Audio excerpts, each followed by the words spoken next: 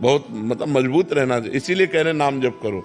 जब भगवान का भरोसा होगा तो छाती चौड़ी करके बात करोगे, और इंसान का भरोसा होगा कि साहब अगर हमको हटा दिए तो नौकरी चली जाएगी।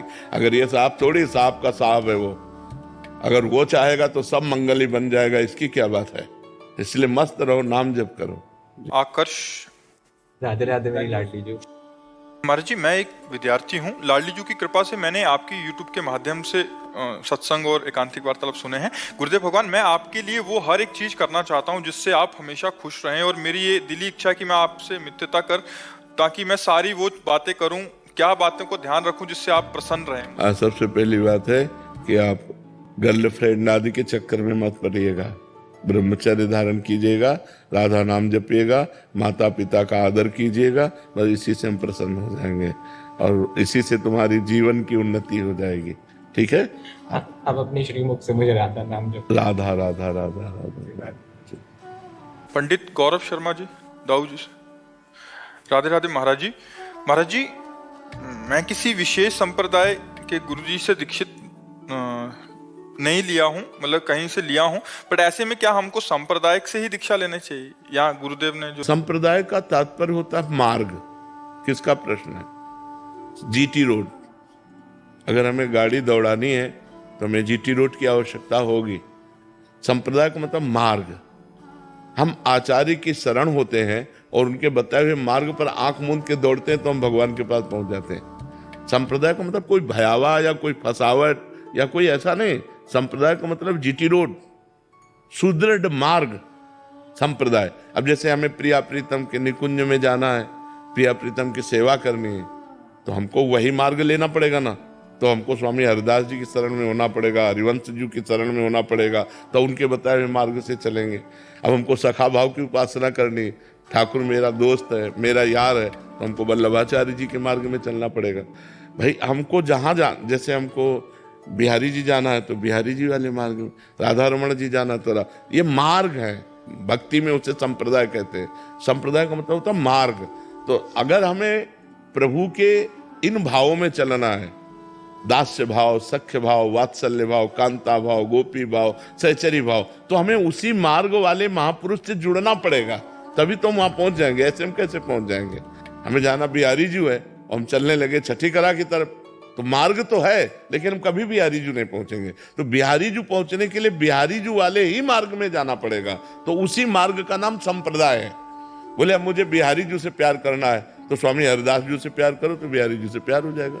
राधा वल्लभ जी से हमें प्यार करना है तो श्री हरिवंश महाप्रभु से प्यार करो, राधा वल्लभ जी से प्यार हो जाएगा। क्योंकि वो जानते हैं कैसे तुम्हें प्यार करना है, वो कृपा करेंगे, वो अपने ठाकुर का प्यार देंगे, वो अपना मार्ग बताएंगे, वो मंत्र बताएंगे, उपासना बताएंगे, पाठ बताएंगे, सेवा बताएंगे, तभी तो हम पहुंच पाएंगे। समझ पा रहे हो किसका प्रश्न था?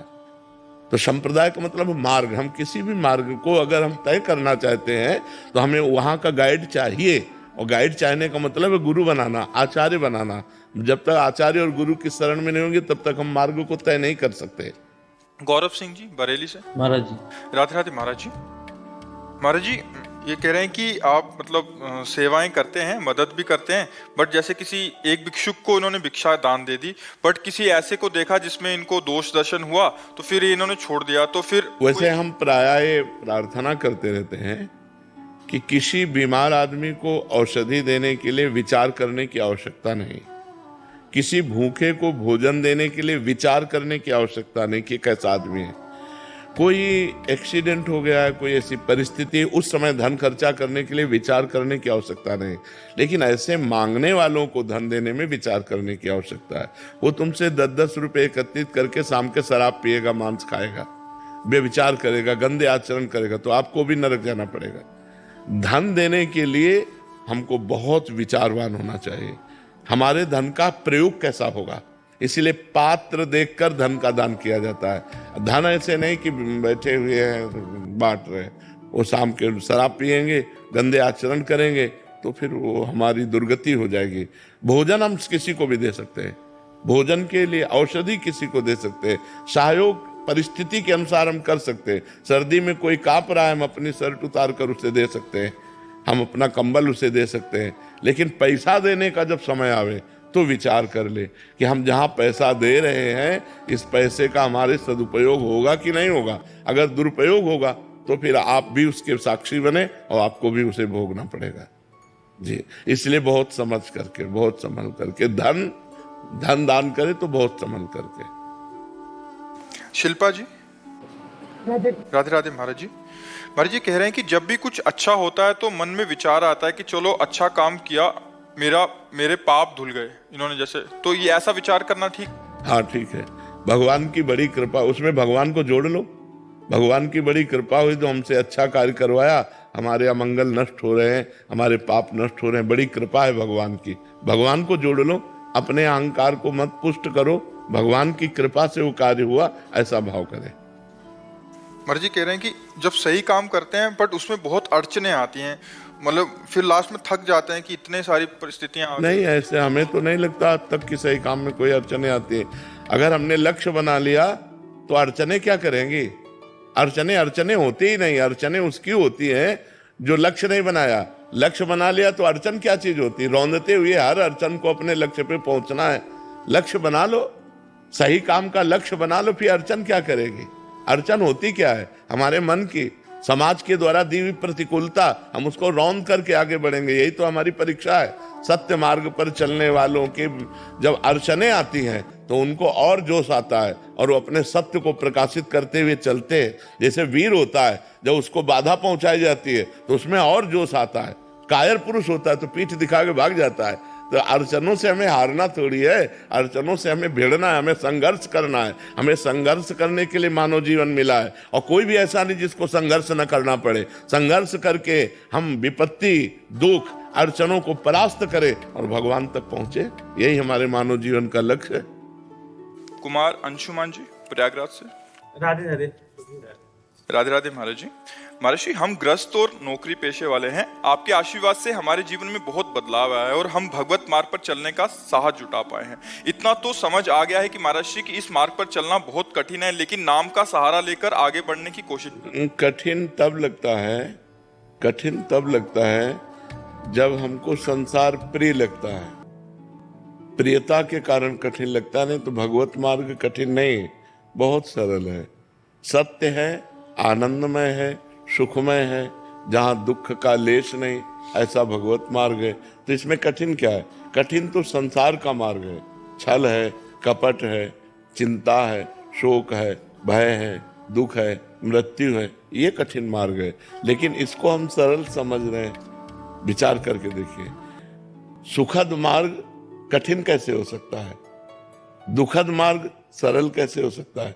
हम आपसे मित्रता करें, आप हमारे साथ कपट कर दें, छल कर दें, अविश्वास कर दें, लेकिन भगवान नहीं। भगवान अमंगल नहीं कर सकते, मंगल भवन है। विश्वास करो, हर क्षण है, सर्वत्र है तो यहाँ भी है, सब समय है तो इस समय भी है, सब में है तो मेरे में भी है, सबके हैं तो मेरे भी है।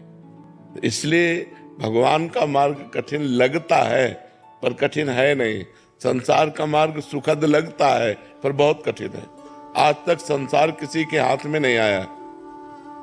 बड़े बड़े हो गए, सम्राट हो गए, राजा हो गए, किसी के हाथ नहीं आया। सब खाली हाथ गए कि नहीं गए? और जो सतमार्ग में चला, सतमार्ग उसके हाथ में आया। भजन, साधन, तपस्या, लोकांतर में जहां भी जाएगा उसका सम्मान होगा, वो सुख प्राप्त करेगा। लेकिन जिसने अध्यात्म को स्वीकार नहीं किया, केवल लौकिक मार्ग को स्वीकार किया, मरने के बाद उसके हाथ क्या है? एक बार सिकंदर विजय करके जा रहा था तो एक संत नाचने लगे सामने। तो उसने कहा, क्यों नाच रहे हो? बोले, आज मुझे वीर बहादुर मिला है, वो तुम काम कर सकते हो जो आज तक किसी ने नहीं किया। बोले, हाँ बोलिए। तो एक सुई निकाली, कहा, मेरे कपड़े फट जाते हैं तो मैं एक सुई रखता हूं, क्या परलोक में मुझे ये सुई आप ले जाकर दे सकते हैं? तो उनका, मूर्ख हो क्या, परलोक में कोई कुछ ले जाता है क्या? तो बोले, फिर लाखों की हिंसा करते हो, तो जब तुम परलोक में एक सुई भी नहीं जा सकती तो तुम लाखों की हिंसा क्यों करते हो? उसी दिन से दिमाग आ गया और उसने कहा, जब सिकंदर मरे तो दोनों हाथ अर्थी के बाहर कर देना कि सब लोग देख ले, इतना पराक्रमी वीर भी यहाँ से कुछ नहीं लेके जा रहा है। तो हाथ लगने वाली चीज तो अध्यात्म है, सुख देने वाली वस्तु तो भगवान के मार्ग की नाम, लीला, गुण, धाम, ये सब सुख देने वाली है। महाराज जी, मेरा एक प्रश्न था, मैं जानना चाहता हूँ कि हमें करता नहीं है, हम दृष्टा बन के जीवन जीना चाहिए, किंतु उस नहीं जी पाओगे अभी। जब तक भजन नहीं होगा तब तक दृष्टा कैसे बन सकते हो? शरीर में पीड़ा है तो भोक्ता बन करके भोगना पड़ेगा जब तक भजन के द्वारा वो स्थिति नहीं प्राप्त हुई है। जब भजन होता है और वो स्थिति प्राप्त होती है तो ऐसे पीड़ा महसूस होती जैसे दूसरे शरीर में। उनके शरीर में पीड़ा है तो मुझे लग रहा है इनके शरीर में पीड़ा है, लेकिन वो व्यथित नहीं होता। काम आ रहा है तो हमारे अंदर नहीं आ रहा, वो मन के अंदर आ रहा है। हम उसके दृष्टा हैं, उसको कंट्रोल कर सकते हैं। अभी हमारे अंदर आता है ना कि हम ये भावना कर पाते हैं कि मन में काम आ रहा है। अगर हम कुछ देखना चाहते हैं तो ये भाव नहीं आता कि मेरी नेत्रेंद्री देखना चाहती है, भाव आता मैं देखना चाहता हूँ। बस ये जब तक मैं मन और इंद्रियों से जुड़ा है तब तक दृष्टा भाव नहीं सिद्ध हो सकता। उसके लिए भजन करके निर्मल होना, जैसे जैसे मन निर्मल होगा वैसे वैसे आप दृष्टा भाव में आते चले जाएंगे, और जैसे जैसे मन मलिन होगा वैसे अहम मन में लीन होता चला जाएगा। मैंने ये किया, मैं करूंगा, मैं ऐसा कर सकता हूँ। समझ पा रहे हैं आप? अनुज सिंगल जी आगरा से। राधे राधे महाराज जी। महाराज जी, आपके प्रवचन सुनने के बाद अतीत के गलत कार्यों के डर से नाम जप शुरू किया। करीब 2 साल हो चुके हैं नाम जप करते करते। अब केवल ये जानने की इच्छा रह गई है कि भगवत मार्ग पर अभी भी नाम जप डर की वजह से हो रहा है या राधा रानी से प्रेम हो गया? अभी तो प्रेम तो अलग बात है। प्रेम जब हो जाएगा तो एक अलग स्थिति हो जाएगी, फिर कोई डर नहीं रह जाता, निर्भय हो जाता है, निश्चिंत हो जाता है, निशोक हो जाता है, और प्रभु से भी नहीं डरता। और प्रभु से कहता है यत्र यत्र मम जन्म कर्म वीर नारके परमे पदे थवा राधिका रत निकुंज मंडली तत्र तत्र हृदय में विराजताम। हे प्रभु, मैं आपसे ये नहीं मांगता कि मुझे नरक मत भेजना, मुझे चाहे नरक भेजना चाहे परम पद भेजना, मुझे इसकी परवाह नहीं, पर आप अपने परिकर सहित मेरे हृदय में रहें। जहाँ भी रहूं मैं आपकी याद करता रहूं, आपकी याद में रोता रहूं, कहीं भी भेज दो आप। उसका डर खत्म हो जाता है। जब प्रेम आता है तो नरक से भी नहीं डरता, बस एक बात मांगता है कि मैं कभी आपको भूलूं नहीं। बिसरी हो ना बिसारी हो यही दान मुहि देव, श्री हरिवंश के लाडिले मुहि अपनी कर ले। हे लाडिले ठाकुर राधा वल्लभ लाल, मुझे अपना बना लो, मैं आपको भूलूं नहीं और आप भी हमें ना भूलें। जहां मना हो वहां भेज दो, मुझे कोई डर नहीं है। तो अभी प्रेम तो हम नहीं कह सकते, क्योंकि जिस समय प्रेम प्रकट होगा तो कुटुंब देह ते जाए छूट सब ही विधि ना। तो न शरीर की परवाह, न परिवार की परवाह, न नरक स्वर्ग की कोई परवाह। नरक स्वर्ग अपवर्ग आस नहीं त्रास है, जा राखो ता रहो मान सुख रास है। न स्वर्ग की अपवर्ग मोक्ष की चाह नहीं है और नरक से कोई भय नहीं है। निरंतर भगवान का भजन तो अभी चलता रहे। अगर ये निरंतर चलाते रहोगे तो प्रेम आ जाएगा, फिर आसक्ति हो जाएगी, फिर भजन के बिना जिया नहीं जाएगा। कोई चाह नहीं है पर भजन हम नहीं छोड़ सकते, भजन के बिना हम जी नहीं सकते, ऐसी स्थिति आ जाएगी। बहुत मंगलमय है, भगवान की बड़ी कृपा है कि आप भगवान के नाम में लग गए। देख लेना, बहुत आनंद हो जाएगा। लोक और परलोक सब सुखी हो जाओगे, इस लोक में भी सुख और परलोक में भी सुख। जी। टीना कटारिया जी जयपुर से। राधे राधे। राधे राधे महाराज जी। महाराज जी, क्या मेरे नाम जब से घर के बाकी लोगों को भी लाभ होता है? पूरा होता है। परिवार के सब जनों का मंगल शुरू हो जाता है। अगर एक भजन करने वाला हो तो पूरे परिवार का मंगल हो जाता है, पूरे परिवार का मंगल हो जाता है। यहाँ तक कि 21 पीढ़ियां तर जाती हैं, शास्त्रों में वर्णन आया है। तो इससे ज्यादा क्या मंगल हो सकता है? अभी वर्तमान परिवार की तो बात जाने दो, पीछे की हमारी 14 आगे की 7 ये 21 पीढ़ियां तर जाती है। हाँ, तो फिर वर्तमान में हमारे परिवार का मंगल हो। वैसे भी समझ लो, एक आदमी क्राइम करता है, पूरा परिवार झकझोर जाता है, पूरे परिवार का अपमान होता है कि नहीं होता है? कहाँ गया बताओ? वो आदमी कहाँ गया? तुम उसके चाचा लगते हो, तुम्हें तो पता होगा ना, तुम उसके जीजा लगते हो, तुम उसके मतलब हर संबंधी हर जगह वहां पुलिस जाएगी और वहां जा करके जांच करेगी, परेशानी पैदा करेगी। एक आदमी ने क्राइम किया, पूरा परिवार दुखी होता, पूरा मोहल्ला दुखी होता, पूरे रिश्ते नातेदार दुखी होते। ऐसे ही अगर हम सही चलते हैं तो हमारे गांव वाले भी सुखी होते हैं, तो अगर हम एक धर्म से चले तो हमारा गांव सुखी, हमारा मोहल्ला सुखी, हमारा परिवार सुखी, उसके ऊपर प्रभाव पड़ता है। और एक आदमी अगर गलत चले तो पूरा गांव दुखी हो जाता है, पूरा मोहल्ला दुखी हो जाता है, पूरा परिवार दुखी हो जाता है, रिश्ते नातेदार दुखी हो जाते हैं। ऐसे हमारे भजन का प्रभाव पूरे परिवार पर पड़ता है जी। अमन शर्मा जी। सर मेरा राधे राधे महाराज जी। महाराज जी, आपके पास जैसा मरीज आता है आप उसको वैसी दवा देते हो। महाराज जी, आपसे ब्रह्म ज्ञान की बात करता है कोई तो उसे वैसा बताते हैं, भक्ति की बात करता है तो भक्ति बताते हैं, कोई भगवत प्राप्ति के लिए आता है तो भगवत प्राप्ति। महाराज जी, मैं चाहता हूँ कि श्री जी का प्रेम और शरीर छूटने के बाद जैसे आप श्री जी के पास जाएंगे, महाराज जी मुझे भी वैसे ही जाना है। महाराज जी मुझे वैसे चलना पड़ेगा ना, वैसे चलना पड़ेगा। अगर हमको श्री जी के पास जाना है तो श्री जी के बनना पड़ेगा ना। श्री जी के पहले किसी संत महापुरुष की शरण में हो, उनसे दीक्षा लो, उनके अनुसार साधना करो। भले गृहस्थ में रहो लेकिन साधना करनी पड़ेगी। अब ऐसे तो नहीं कि हम आर्मी में जाना चाहते लेकिन ना हम दौड़ लगा रहे हैं, ना हम व्यायाम कर रहे हैं, ना हम कुछ कर, तो ऐसे आदमी, कायर आदमी थोड़ी आर्मी में जाएगा। उसको तो वो करना पड़ेगा ना, उतनी दौड़, उतनी लंबाई, उतनी चौड़ाई, वो सब निशानेबाजी सब करना पड़ेगा। ऐसे जब श्री जी के पास जाते हैं तो इंद्रियों को अपने अधीन करना, मन को अधीन करना, गंदे आचरण न करना, ब्रह्मचर्य से रहना, पवित्र आहार पाना, हर समय नाम जप करना, दूसरे से मृदु व्यवहार करना, ये लक्षण है। धीरे धीरे हम श्री जी की तरफ बढ़ जाएंगे। सुमित गुप्ता जी पलवल से। राधे राधे महाराज जी। महाराज जी, आपके चरणों में कोटि कोटि प्रणाम। महाराज जी, जब हम कोई साधना करने का संकल्प लेते हैं और निभा नहीं पाते तो क्या भगवान नाराज होते हैं? नहीं, भगवान बहुत करुणामय है, कभी ऐसा नहीं। असफलता को हम सफलता में बदलने के लिए ही मानव जीवन प्राप्त किए हैं। यदि हम असफल होने पर निराश हो जाएंगे तो हम हार गए, फिर ठीक नहीं है। 100 बार असफलता हो फिर भी हम 101 बार प्रयास करेंगे सफल होने का। तो हमने जैसे संकल्प लिया कि हम अमुक कार्य करेंगे, नहीं कर पाए तो फिर हम अगला, फिर अगला, फिर अगला, हम कदम बढ़ाते चले जाएं, एक दिन हम कर लेंगे।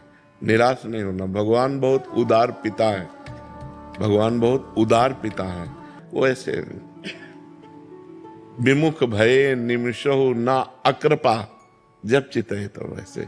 जैसे बहुत धनी उदार पिता हो तो छोटी मोटी गलती हो जाए तो ध्यान नहीं देता है, अगर बड़ी गलती हो गई तो अपने पुत्र का ही पक्ष लेता है। ऐसे भगवान अपने भक्त का ही पक्ष लेते हैं। तो अगर हमसे ऐसी त्रुटि हो जाती है कि हम ये करेंगे, हम नहीं कर पाते हैं, तो हमें निराश नहीं होना, हमें फिर प्रयास करना है, फिर प्रयास करना है। तो एक दिन भगवान की कृपा से हम वो कर लेंगे। क्योंकि हम बहुत बार अपने इंद्रिय और मन के कहने से गलत आचरण कर चुके हैं। तो हम जब अच्छा आचरण करने का संकल्प करते हैं तो उनकी जो गंदी आदतें हैं मन और इंद्रियों की, वो हमको जबरदस्ती गंदे मार्ग में ले जाती हैं। और जब हम गंदा कार्य कर लेते हैं तो हम उत्साहहीन हो जाते हैं कि यार अब मेरे से नहीं हो पाएगा, क्योंकि वो सत्य कार्य है ना, भगवान का कार्य है ना, तो पाप होने पर मन उससे हट जाता है। तो हम फिर पवित्र करें, नाम जप के द्वारा भगवान की कथा सुने, सत्संग सुने, फिर हम उत्साह संपन्न बने और आगे फिर अपने कार्य को करें। भगवान नाराज नहीं होते। गर्वित शर्मा जी। शाम सदाशिव महाराज जी। महाराज जी, आपके चरणों में कोटि कोटि प्रणाम। महाराज जी, हमारे जीवन की बात कब बनेगी? श्री जी सर्व समर्थ हैं, जब वो अभी बनी हुई है। बिगड़ी क्या है?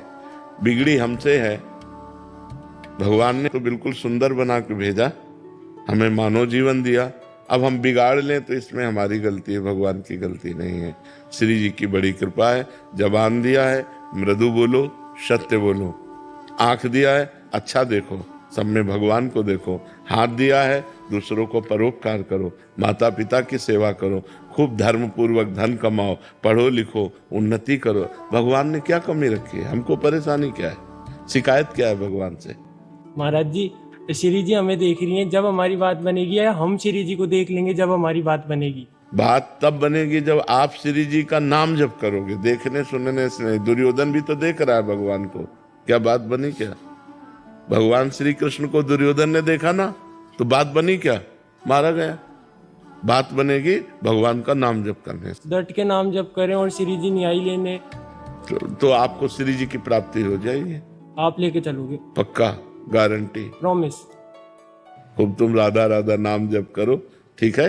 हाँ, जब नाम जप करते हैं तो नाम हमारा नौका बन जाता है और वही हमको भव समुद्र से पार कर देता है। हमें चिंता नहीं करनी। कलयुग केवल नाम आधारा, सुमिर सुमिर नर उतरे पारा। आप बिल्कुल चिंता मत। महाराज जी आई लव यू। अब हम अंग्रेजी तो बोलेंगे नहीं, हम यही कहते हैं कि हम सबको प्यार करते हैं, लेकिन हमारा जो प्यार है वो आपके प्यार से अलग प्यार है।